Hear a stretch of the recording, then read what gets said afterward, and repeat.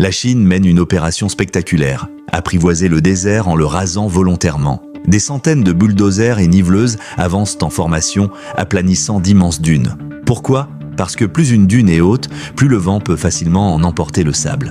En réduisant leur hauteur, on diminue la vitesse du vent et donc la dispersion du sable. Étape 1, abaisser les dunes pour calmer le vent. Étape 2, planter massivement des arbres ultra résistants à la sécheresse, comme le saule des sables, le caragana ou le sacsol. Ces espèces ne craignent ni le manque d'eau ni les vents violents, et leurs racines s'enfoncent à plusieurs mètres de profondeur, fixant solidement le sol. Le saule des sables, notamment, peut survivre une année entière sans pluie, et, en large bande, stopper net les tempêtes de sable. Résultat, chaque année, environ 2400 km² de désert sont reconquis, l'équivalent de la moitié de Los Angeles grâce à cette stratégie combinant nivellement et reboisement. Et ce n'est pas tout, ces zones ne restent pas figées en simples étendues stériles.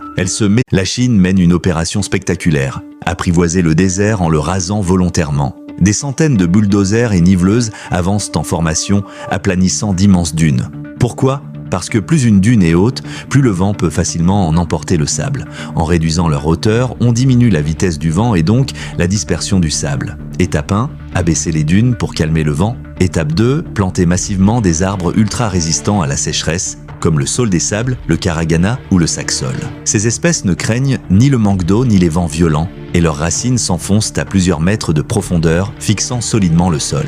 Le saule des sables, notamment, peut survivre une année entière sans pluie, et, en large bande, stopper net les tempêtes de sable. Résultat, chaque année, environ 2400 km² de désert sont reconquis, l'équivalent de la moitié de Los Angeles grâce à cette stratégie combinant nivellement et reboisement. Et ce n'est pas tout, la Chine mène une opération spectaculaire, apprivoiser le désert en le rasant volontairement. Des centaines de bulldozers et niveleuses avancent en formation, aplanissant d'immenses dunes. Pourquoi ? Parce que plus une dune est haute, plus le vent peut facilement en emporter le sable.